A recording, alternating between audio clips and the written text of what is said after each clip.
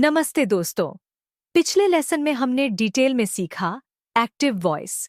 आज हम उसी टॉपिक का दूसरा और बहुत इंपॉर्टेंट पार्ट सीखने वाले हैं, पैसिव वॉइस।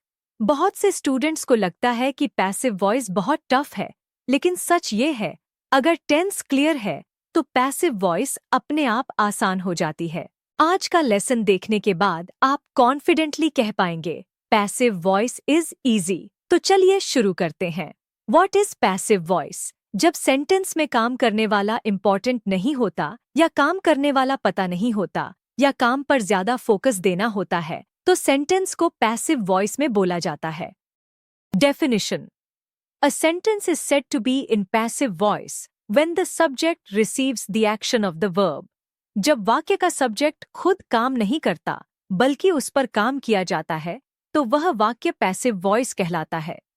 सिंपल शब्दों में ऑब्जेक्ट सब्जेक्ट बन जाता है। Basic rule of passive voice: active subject plus verb plus object, passive object plus helping verb plus verb, third form plus by plus subject. Verb की third form बहुत important है। Passive voice tense wise. अब हम passive voice को हर tense में समझेंगे। Present indefinite.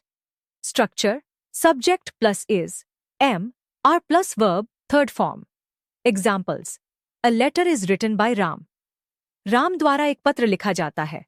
Food is cooked by her. उसके द्वारा खाना बनाया जाता है। The room is cleaned daily. कमरा रोज साफ किया जाता है। English is taught here. यहाँ इंग्लिश पढ़ाई जाती है। Present continuous.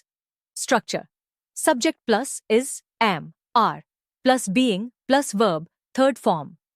Examples: Food is being cooked. खाना बनाया जा रहा है। The work is being completed. काम पूरा किया जा रहा है। A song is being sung. एक गाना गाया जा रहा है। The road is being repaired.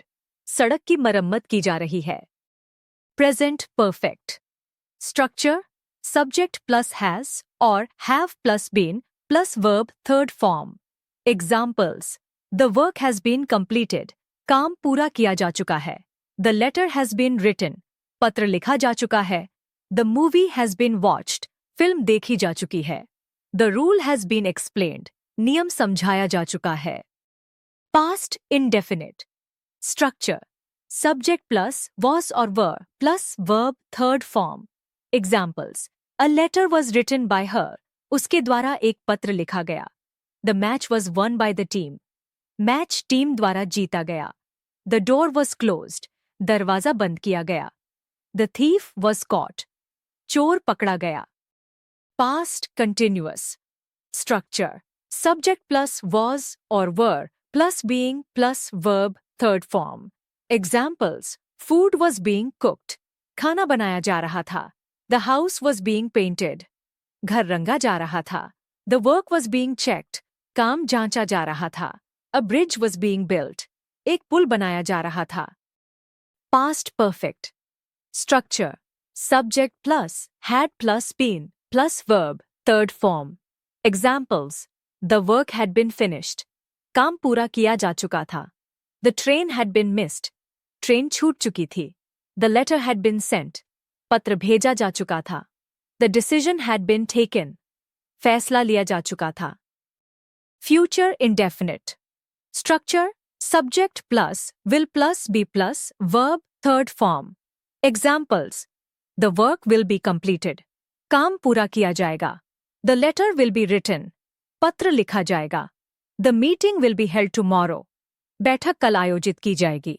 The result will be announced soon. परिणाम जल्द घोषित किया जाएगा।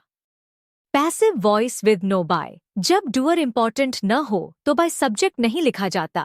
The road is repaired. सड़क ठीक की जाती है। Common mistakes in passive voice: the work is complete, it's incorrect. The work is completed, it's correct. Food is being cook, it's incorrect. Food is being cooked, it's correct. The letter was wrote, it's incorrect. The letter was written, it's correct. Daily life passive sentences. It is said that he is honest. कहा जाता है कि वह ईमानदार है। You are advised to work hard. आपको मेहनत करने की सलाह दी जाती है। The rule is followed here. यहाँ नियम माना जाता है। When passive voice is used, जब डूअर अननोन हो, जब डूअर अनइम्पॉर्टेंट हो, जब रिजल्ट इंपॉर्टेंट हो, जब सेंटेंस फॉर्मल बनाना हो। Mini practice quiz. अब आपकी बारी। The work blank yesterday, food blank now, the letter blank already. Comment में सही आंसर्स लिखिए। दोस्तों, आज आपने डिटेल में सीखा पैसिव वॉइस, टेंस वाइज। अगर आपको ये लेसन क्लियर लगा हो, अगर पैसिव वॉइस अब आसान लगने लगी हो, तो वीडियो को लाइक जरूर करें, अपने दोस्तों के साथ शेयर करें और रोज ऐसी ही क्लियर इंग्लिश सीखने के लिए चैनल को सब्सक्राइब करना मत भूलिए। अगले लेसन में हम सीखेंगे active to passive conversion tricks, जिससे आपकी ग्रामर और स्ट्रांग हो जाएगी। मिलते हैं अगले वीडियो में। Thank you so much.